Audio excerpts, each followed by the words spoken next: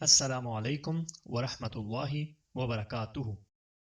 بسم اللہ الرحمن الرحیم۔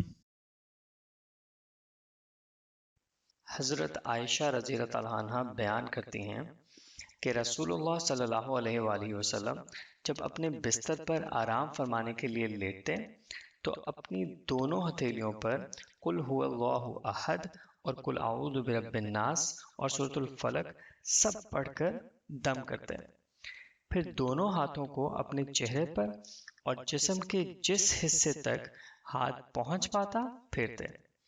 حضرت عائشہ رضی اللہ تعالیٰ عنہ نے کہا کہ پھر جب آپ بیمار ہوتے تو مجھے اس طرح کرنے کا حکم دیتے تھے۔ یونس نے بیان کیا کہ میں نے ابن شہاب کو بھی دیکھا کہ وہ جب اپنے بستر پر لیٹتے اسی طرح ان کو پڑھ کر دم کیا کرتے تھے۔